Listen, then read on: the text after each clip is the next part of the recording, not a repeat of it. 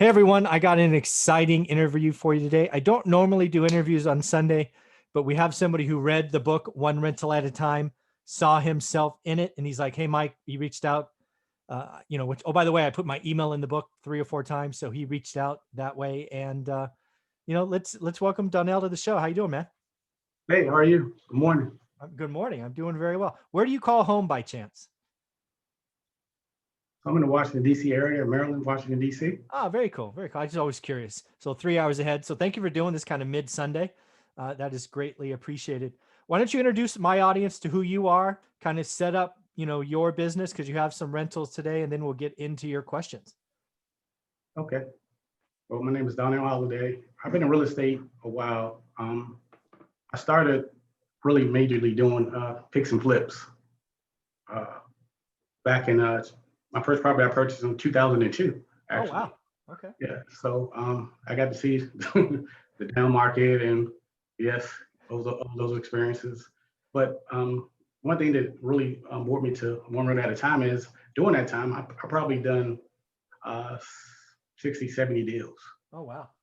But guess what? Only 2 or 3 were rentals. Ah, all right. So you had some income, but you didn't have a lot of assets, I guess. Correct. That's right. Okay. All right. So all of these were in the DC area, or were you doing these remote, or what was going on? Yeah, they were in DC and Maryland area predominantly, yes. All right. I'm guessing, I don't know the area, so if I'm wrong, just tell me, but I'm guessing prices went up from like 2002 till 2007-ish. Then they crashed hard 2008, 2010, and then they came back. It's kind of the yes. That's what happened. It's amazing. Your market was just like my market. All right. So what, Donnell, kind of tell us what's been going on the last couple of years, right?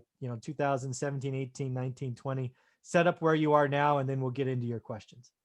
Okay. So the last couple of years, where I actually started, the market actually went down. I had to dump a couple properties. I got introduced to the term short sale. That was a new term that I learned back in. Oh, yeah.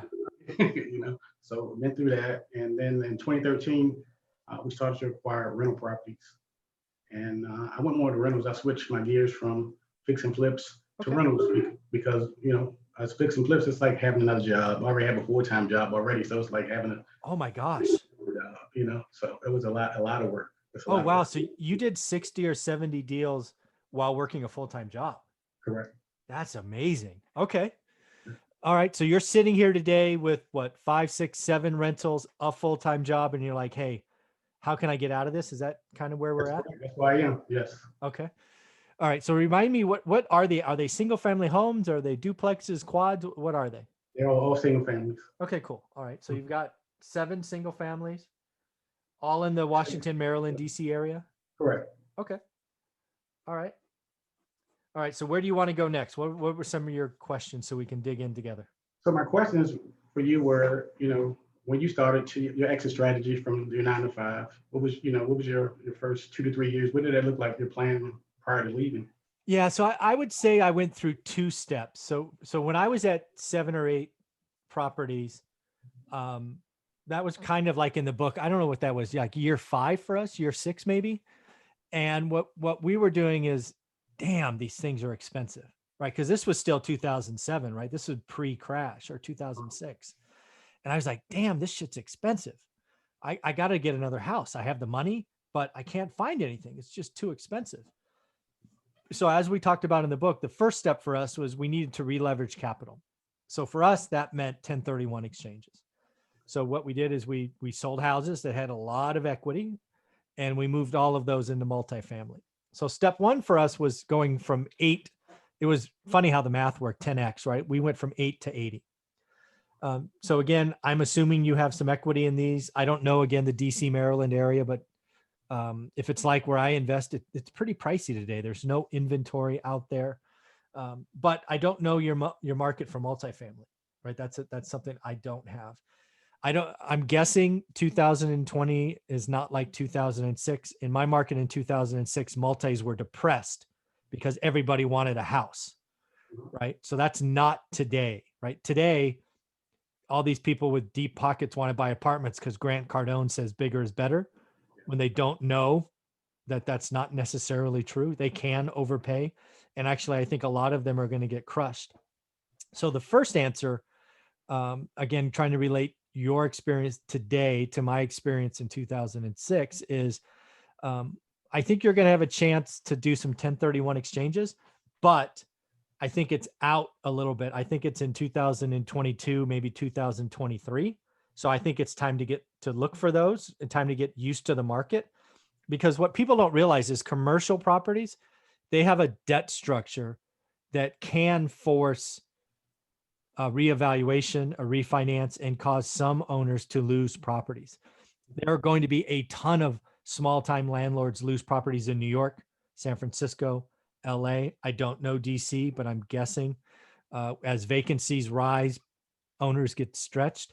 So again, what I'm planning to do in my little market of Fresno, California is I'm buying as many houses as I can the next 2 years, because I envision another huge wave of 1031 opportunities. But unfortunately, Donnell, I think it's out in late 2022, maybe 2023. So I don't know if that makes sense or if that raises more questions or not, but that's my first thought. Yeah, it makes plenty of sense. Really, multifamily is really expensive. So I'm actually looking at a new market, actually the Baltimore market, which is not too far from here, but it's a totally different market. That's Totally awesome. different. Yeah. Yeah. And again, one of the great things you could do is you can 1031 out of a house where you're today and move it into your other market. But again, I'd be very careful today. Again, I don't know Baltimore. I don't know Maryland. So just tell me I'm an idiot if I'm an idiot. But I really do think that the multifamily market is going to feel pain because all this urban flight, right? People are leaving the big cities and they're buying the houses, right? They're buying what you own. So you're going to get artificial price increase, but the owners of those multifamily, especially the smalls on like 5s and 6 and 8s and 10s and 12s, they're going to feel pain as they get vacancies, lower rent, higher expenses. So I would learn Baltimore today, multifamily, but if you're looking for maximum bang for the buck, let your houses rise the next couple of years, right? Kind of like go back and look at DC like 04, 05. I'm guessing they were rising, right? The crash didn't come till 7. Like, single family homes are going to be the best thing to own the next 2 years, in my opinion. And if that's the case, keep what you have. If you can add another one or two, add another one or two. But then get ready to 1031 exchange in 22, 23, especially market to market. I think that will make a ton of sense. Because I think, again, I just read an article this morning about small time landlords in New York are basically giving up, right? They're mailing keys in. And I think that's going to be it's going to be pretty consistent, I think, in other markets. So, and then the other thing I talked about 2 steps, that was step 1. To fast forward, because I don't know what your monthly expenses are. If you're really close to getting there, what I did at the very end that last year is I didn't really buy anything, but I moved debt around, because when I left, I wanted to create a pile that was free and clear. So one thing I did is I did some cash out refinances on my fourplexes. So I took the LTV, which was probably 40% to 70%. And then I took the cash and I paid off a bunch of houses. I call it my oh shit pile, right? Just in case the market blows up like 06, I have a decent pile of single family homes with no debt. That was a big deal for me. So I don't know where you are in the journey. I think you're at step 1, but hey, if you're at step 2, that was something that was important to me, because I could have just left the debt alone. My cash flow didn't really change because these ones went up, these ones went down. So my net number was right about the same, but I could sleep better at night knowing I had 20 or 25 free and clear, right? It's just a better feeling. So those are the 2 things I did. Yeah, that's what I'm doing now. I'm kind of repositioning cash, because some rates are different. Now the rates when we purchased those, they were in the 6s, now they're not 3. So now, yeah. Crazy, right? Yeah. It's amazing what you could do as just a rate and term refi from a 6, 6.5 to 3. It's like, oh my God, look at all that cash flow. Correct. That's correct. Yeah. Okay. All right. What else is going on? Another question I had was, what made you go from, I know you say, 1 to 4 properties. What made you go from the 1 to 4 to how many properties that you have today? Really, it was just one rental at a time. I had no, like when I got started, first off, I wasn't flipping properties, right? I didn't have time. I was all over the place, right? I don't know. I just didn't have that luxury. For me, what I got attracted to was always trying to make the next deal better than the last deal. So I mean, we got to over 100 properties, I don't know, like year 10 or 11, and I didn't even know until I filed my taxes because I was just thinking about the next deal. I didn't really even think about financial independence until my wife, whose name is Olivia, said, I want to retire. I'm like, whoa, wait, what are you talking about? You can't retire. We need that income. She's like, no, we don't. I put my money away, you know, in a separate bank account for a year now, and we never touched it. I'm like, oh, I guess we don't need it then. You know, because I just didn't think that way. Maybe I'm an idiot, but I didn't think I had planned to work until I was 50. And it was just some job stuff happened and I left at 45. So yeah, I wasn't, these people that talk about owning 100 units, 1,000 units, 10,000 units, they drive me crazy because if you really ask them, well, why do you want those? I want freedom. Well, let me say, you really think it takes 1,000 units to get freedom? You have a spending problem, son. Yes. I mean, Jesus, you can be free with 10 properties or 8. I mean, it all depends on your expenses, right? So, one of the reasons we're not growing, I mean, we're going to still probably add 5 to 10 units a year for the next couple of decades. But I get asked all the time, why don't you go out and do syndications? Or why aren't you trying to do what Grant Cardone is and own 10,000 units? And I scream at people. I'm like, I don't want a jet. I don't want a Rolls Royce. I don't want a $100,000 watch. Those things don't move the needle for me. I want to wake up and help people every day. And I'm going to sit on this little ledge of financial freedom. And, you know, I don't have big expenses. So life's good. Yeah, I agree. I think it's a great place. When I first started out, you know, I read some books, Rich Dad Poor Dad, and, you know, they talked about cash flow. And the first thing I said 17 years ago, so I want 1,000 properties so I can get $100 a month per property. And I've really changed that since that time. I really changed that. You know, that's awesome. What is it today? Just curious. Is it 10? Do you have a goal like that? Or how do you think? Today, my goal is actually 50. 50. Okay. Yeah, I went down to 50 from 1,000. So I'm thinking. Yeah. I mean, 50 is doable, right? I think sometimes people throw out 1,000 and then they never go anywhere. Because I mean, how do you go from 0 to 1,000? I mean, it's just frightening. But you know, 0 to 1, 1 to 7, 7 to 50, it's all doable. It makes total sense. So I like it. But I'm looking at a mix of duplex. I like single families though. You know, I actually built 3 new homes. Really? Yes, I have. Wow. So, because it was a little cheaper back then. Today, as you know, expensive materials are more expensive than they are. So it's a lot of things that are expensive now. Back then, it was cheaper to build. I purchased 2 lots in 2006 and I developed 2 properties. Very nice. Okay. Cool. So, all right. Yeah. What's next? Anything? I do have questions written down. The next question is, what do you think about commercial real estate? Have you ever done any commercial? So just so we're clear, right? Commercials. I'm sorry, office buildings, stuff like that. I have one mixed use building. So it's stores on the bottom, residential on top. And then I have one I bought one dentist office that I converted to office because it needed to be moved around. But yeah, I'll buy anything that is a good deal. I think in this market, especially for office, I think first off, I think retail is going to be the biggest stress, right? Like little retail strip malls, I think are going to be stress. So I think that's greatest pain. I think some office configurations will be painful, work from home. But I think the small office structure is okay. I bought one. I think I bought it late 2018. I think it might've been early 19. I forget. I think it was late 18. Not something I own a ton of, but man, when residential deals are hard, I'll look anywhere for an opportunity. I have another question. In terms of scaling, financing is a big thing, you know, financial part of it, and raising capital, private capital. So how did you get through that hurdle?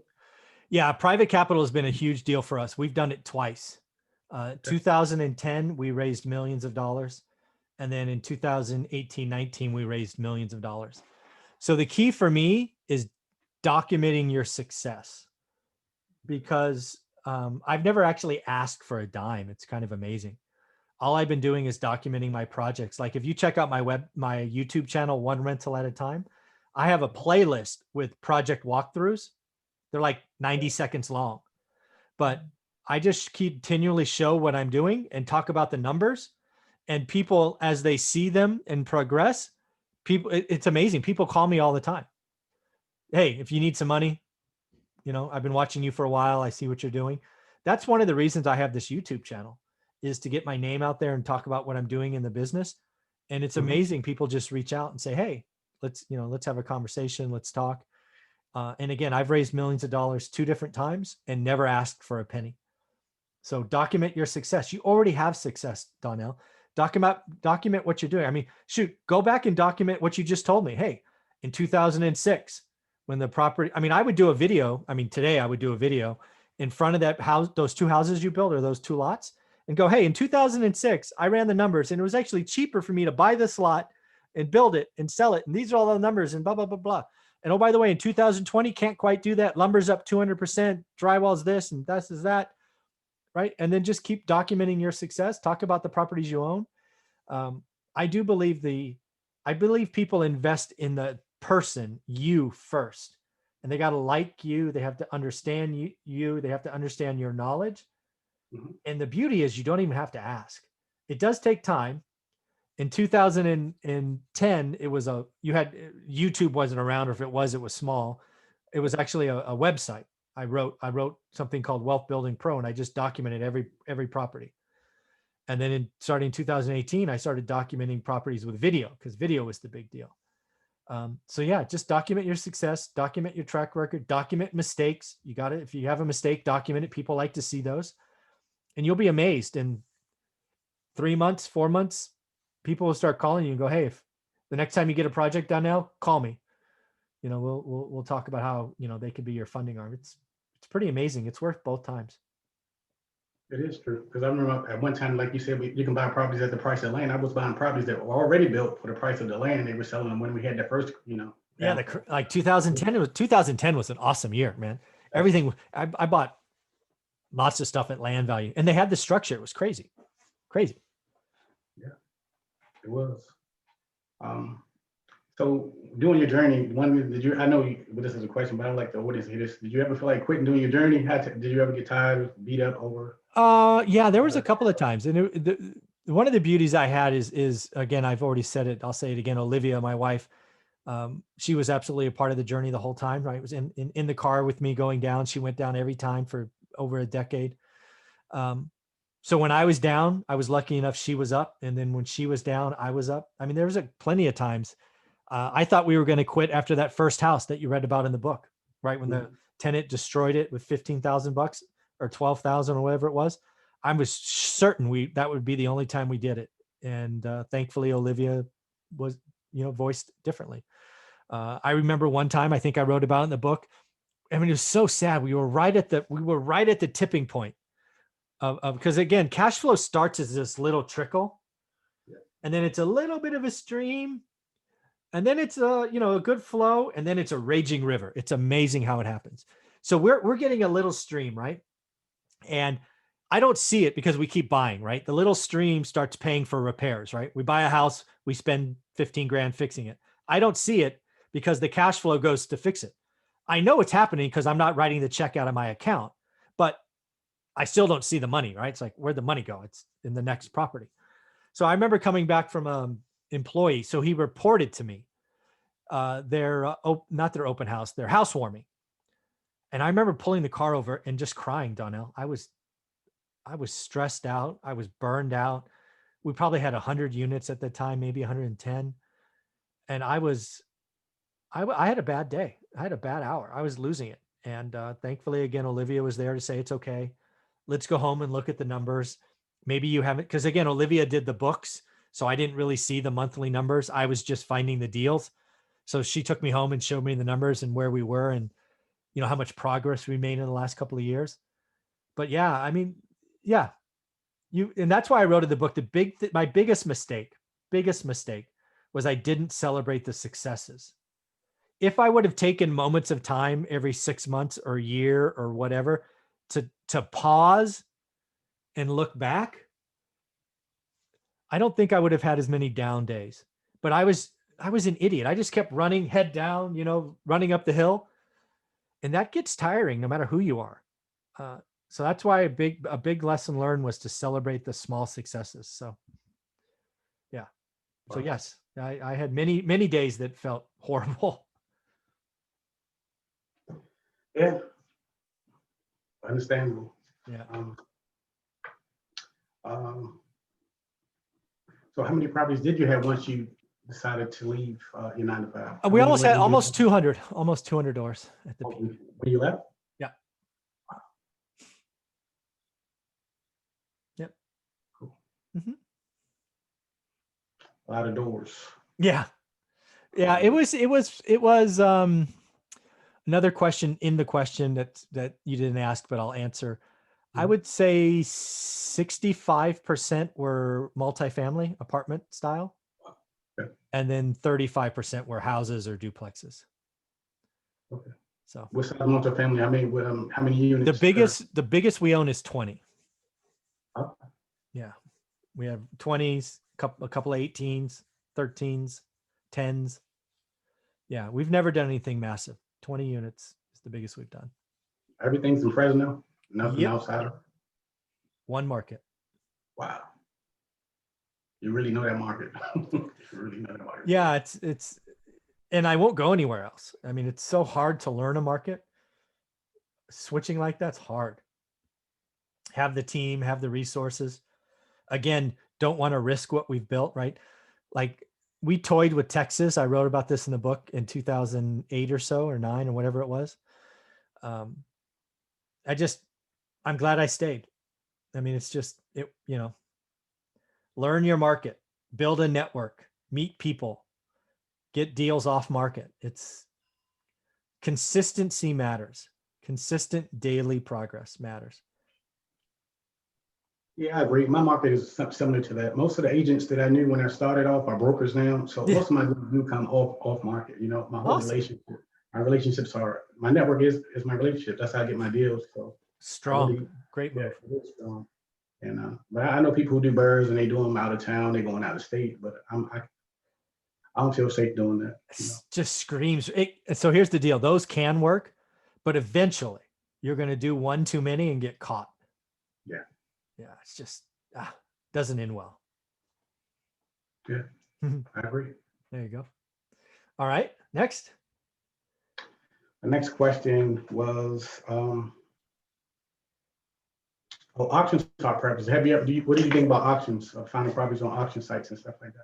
I've tried lots of times. I've only ever successfully got one property on an auction site, and it actually was auction.com. Yeah, right during the peak of the crash, we bought an auction property, a duplex. Actually, it's one of our best deals now. But yeah, it was. It had mold, which is probably why we got it. People were afraid of mold. Yeah. It was actually mildew, not mold, and there is a difference. But yeah, so we got one. I've probably tried 100 times, and you always get, I can't tell you how many. So like there was a property just recently, I think last year, maybe this year, I tried to buy on an auction site and I kept getting outbid, and then it kept coming back. It's just these people that don't know what they're doing are bidding too much, and then they go see it and they back out. So far it hasn't proven to be worthwhile, but you just never know. I mean, that one deal we got, one of the best duplexes we own, and we'll never sell it. So it can work. It's just harder than people think because people don't really have skin in the game. Correct. And that's my next question. It's about skin in the game. What I really like about your book, when I started, I used to read no money down deals. That don't really work. I realized that over time that it's not going to work. They preach it and they teach it online and the gurus teach it, but it's not going to work. Because once I read the book, my eyes are putting down 30%, maybe 35% more deals. Apparently, showed up. I mean, they were already on the market, but to my eyes, you can see more deals. Yeah. They disappear. So that's a new thing. Where did you learn that technique? Did you start off to put down 30, 40, 50% or? No, the first property I didn't know what I was doing, man. The bank said put 20% down, so I did. I mean, it was kind of crazy. And then I learned about 80-10-10s. And so I can only put 10% down. And then, what people don't realize is banks make the rules. Banks have the money, banks make the rules. So what do I mean by that? Well, from 2002 till 2007, banks were easy. You could fog a mirror, sign your name, you get the money. 2009 through 2012 or 13, banks did not want to lend to investors. Did not. They told me no repeatedly. So you had to go find money somewhere else. Banks lending on BRRRR projects started getting pretty easy in 2015 through early 2020. But guess what? BRRRR projects blew up in February and March because that segment of the market stopped lending. I've known several people that lost properties that were stuck in a BRRRR that just couldn't get out. They couldn't get the money out. Banks have the rules. So I just follow it. And another thing to realize is I did 0 bank loans. Let me be clear, 0 residential bank loans from 2008 till 2019. I did a few commercial bank loans. Those are different. But residential, it was either hard, private money, or cash from 2008 till 2019. Wow. That's similar to what I've done. I started in 02 doing forward doc loans with Fannie, Freddie, those type of loans. And then you're right, from 2012 until now, until this refinance currently, I used all hard money. Yeah. I didn't even do bank financing because it wasn't available. It was correct. Yeah, it wasn't. Till 2019, I couldn't get a bank loan. And I had good credit, net worth, cash in the bank. Banks wouldn't. But now, I mean, I did 6 of them, I think, in 2019, all on fourplexes. It was fine. But again, realize I'm paying 6.5% interest. Wow. Right? I can't get a 3% loan. I can't get those. Right? I have to pay 6.5%. But at least I can get a loan. I could take out 40 or 50 grand. So it was good. Right. But the bank makes the rules. Bank's got the money.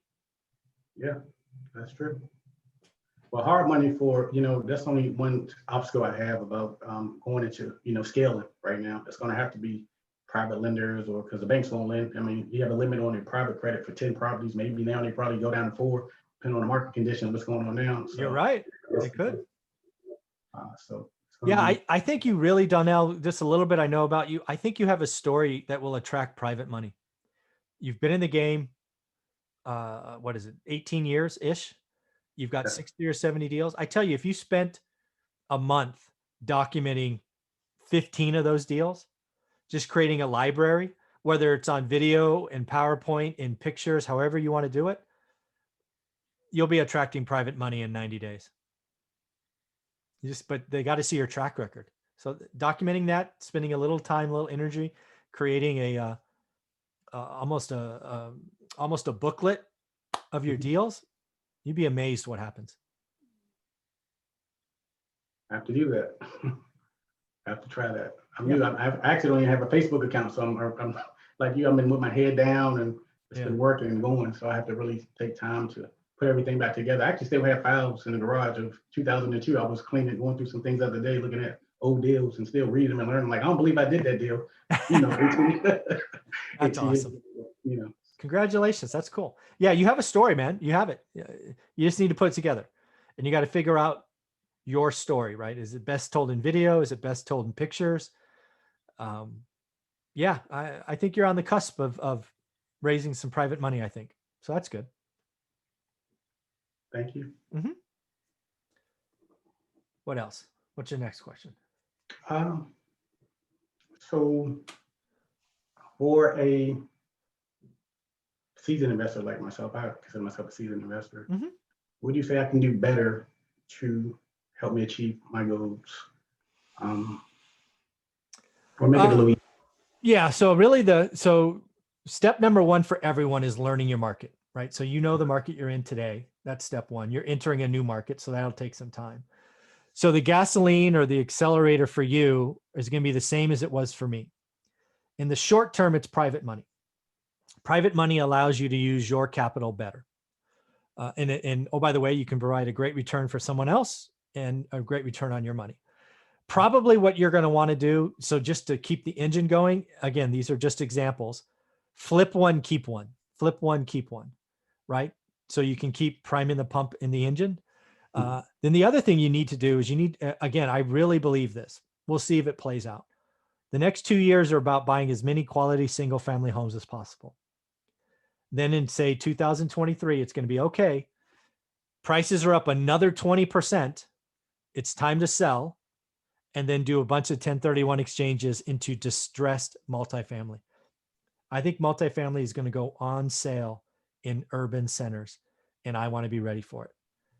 So those are the two things. And private money today, single family homes today, multifamily in 3 years. That's what I'm thinking. Okay. I agree. Cool. Sounds great. Yeah, it is cool. Sounds great because I was doing, we had a scenario doing buy two, buy three, hold two, Yeah. or sell to a whole one. So that's a great technique to use. But the only thing, the numbers are really great on our profit side here. So capital gains taxes are really, really expensive. Yeah. Well, yeah, you got to pay the tax man when you make money. I'm sorry. I know. Yeah, but that has to be accounted for, Yeah, absolutely. Absolutely. Yeah. Cool. But, yeah. All right. Anything else? That's it. That's all I have. Well, man, I wish you luck. Keep reaching out. If you have more questions, you know how to get a hold of me. Thank you for reading the book. Did you leave your 5-star review yet on Amazon? I sure will. I haven't, but I will. I appreciate it. I leave a 10-star review because it's worth 10 stars. There you go. All right, man. Enjoy your weekend and have a lot of fun. All right. Thanks for having me. Thank you. You got it.